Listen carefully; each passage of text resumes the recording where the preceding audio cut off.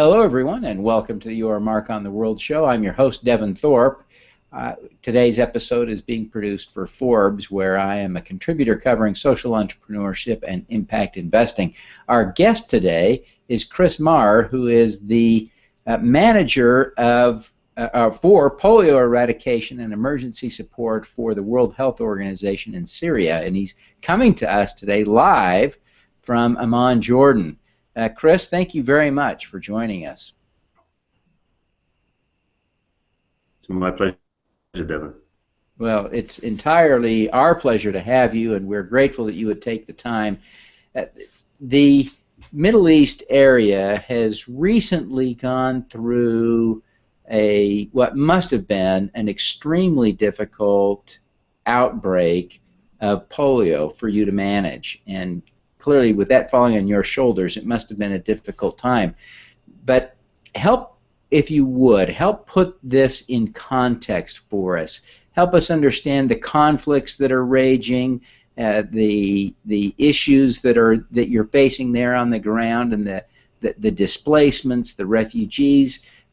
I think most of us just lack a complete understanding of what is going on the ground and how that would impact your polio efforts. Sure, Devin.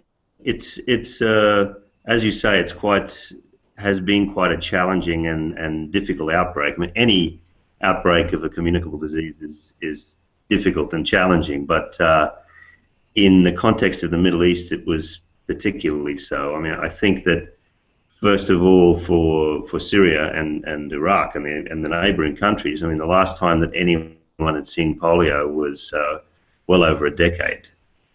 Before this outbreak, so it wasn't something that anyone was really particularly familiar with anymore, or prepared to cope with.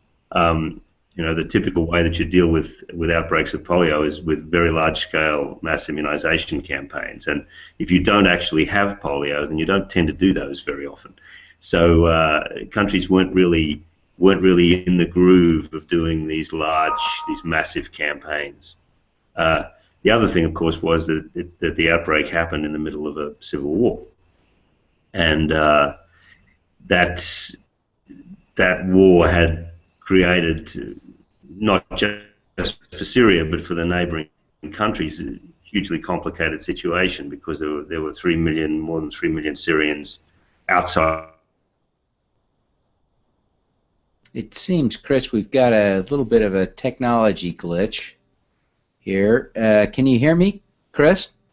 Some of the things that he gave me ahead of time that I would share with you is he told me that 7.5 million people have been displaced across the 8 countries in the region that he manages: Syria, Egypt, Iran, Iraq, Lebanon, Jordan, Turkey, and Palestine, according to the UNHCR.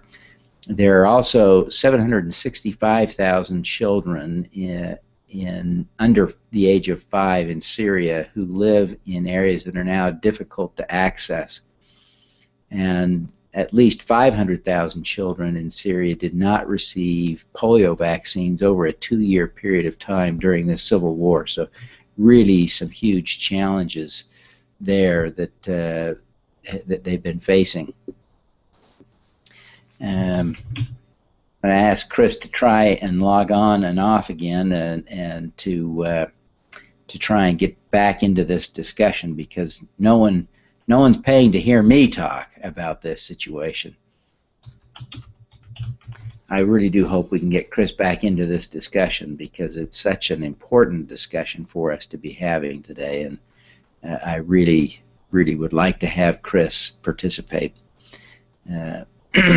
Chris is the one who is primarily responsible for managing the polio program in this region of the world, and so his perspective is truly unique. And it's also been very successful. There was an outbreak, as Chris and I discussed early in the call, that began in October of 2013, so just about 15 months ago.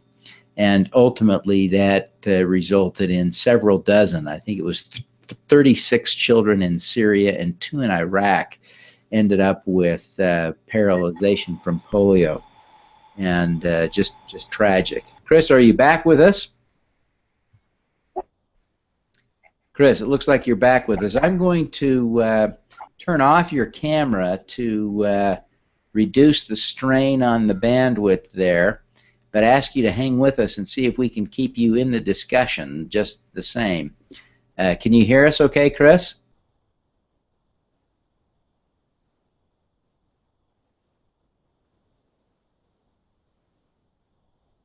Can you hear us, Chris?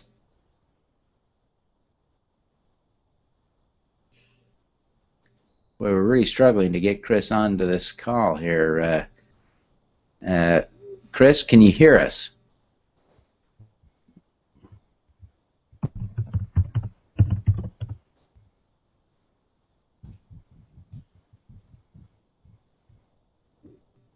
So, Chris, go ahead and speak up. I think your mic is live.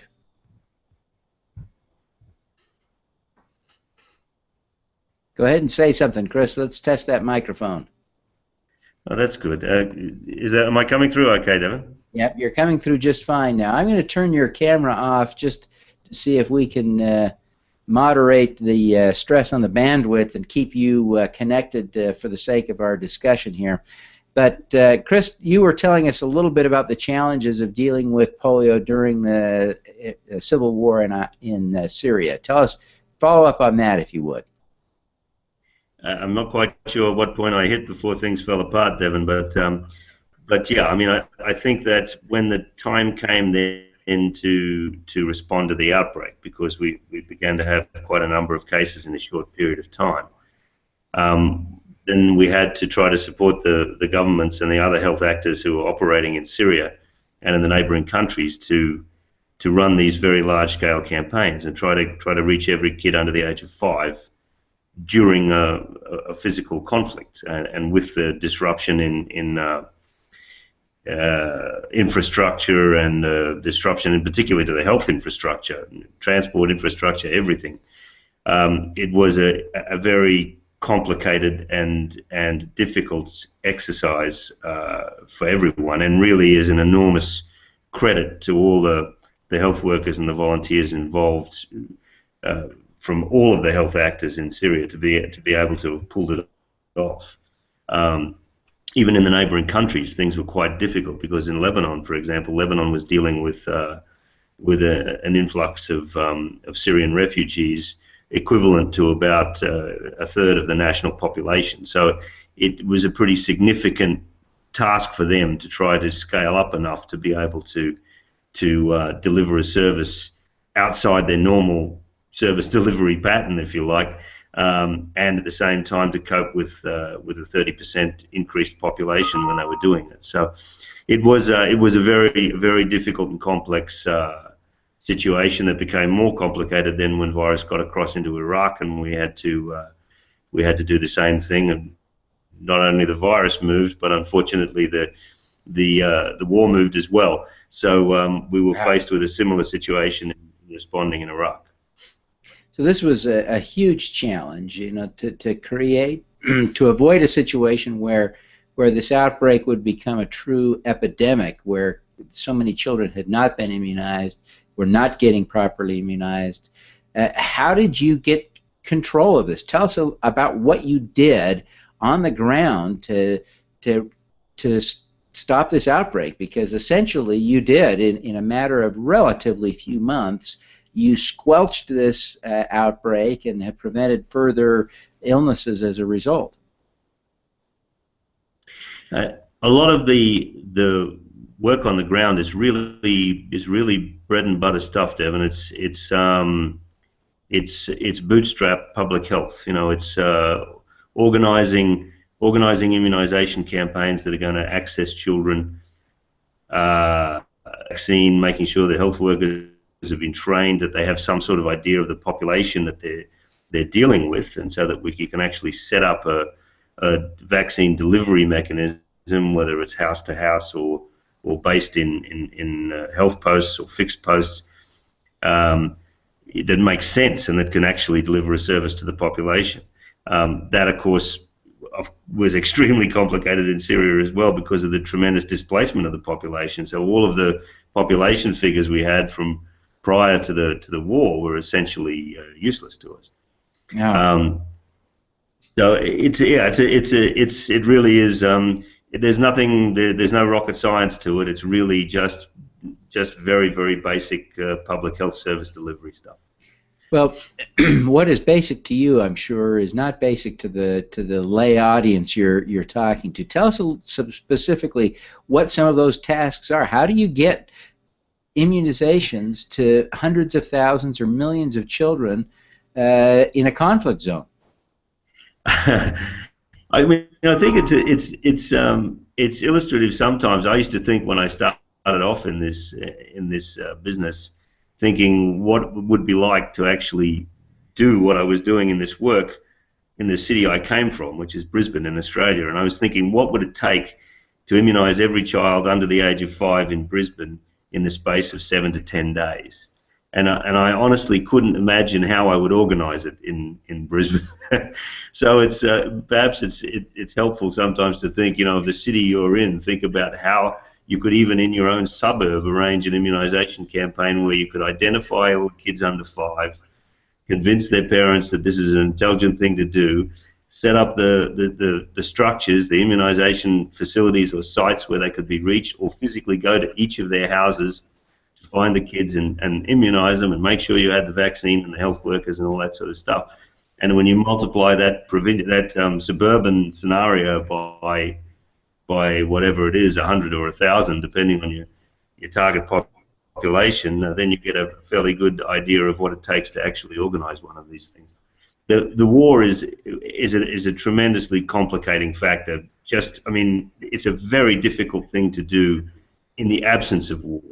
But when you have that social disruption and the infrastructure destruction, essentially, both the physical and the human infrastructure are incredibly disrupted. So getting around that is very difficult. The alternative arrangements you have to make to get vaccine to kids are really quite extraordinary. So tell us a little bit about how you had to deal with and who you had to deal with in order to get vaccines to all of these children, because you would have needed not only the participation of the Syrian government, but some of the factions that are fighting against them, and that may have included ISIS or ISIL or whatever we want to call them. But tell us a little bit about how you dealt with all of those parties. I mean, what we had to create, Devin, was an environment in which whoever was the local authority in whatever area, that there was a sense that this was a thing that needed to get done. This was appropriate, and the immunization campaign should be supported because it was a threat, it was a risk, and it had to be responded to. And interestingly, very interestingly, we managed to do that. We never really faced a situation, or we have never really faced up till now, a situation where any of the local authorities in the Syrian context have tried to block or disrupt. I mean, on the contrary, it's tended to be more that there's a environment for carrying out the polio immunization activities. That's great. Which, I mean, is great. And the other element that's fantastic in the Middle East, of course, too, is that there's a very strong culture of immunization and the seeking of immunization by the population. They're very, very strongly supportive of immunization. So provided we could get the vaccine somewhere where people could access it, then they would access it. Oh, that's great. Well, Chris, I really want to thank you for taking the time to be with us today. I'm not going to keep you any longer. We've tested perhaps the limits of our technology here, but I'm so grateful that you would make the time to share some of these insights with you. We congratulate you on the success of squelching this outbreak and wish you every success in maintaining a polio-free region of the world in the coming months and years. And again, thank you for being with us today. Thanks very much, Devin. Much appreciated. All righty. Let's do some good.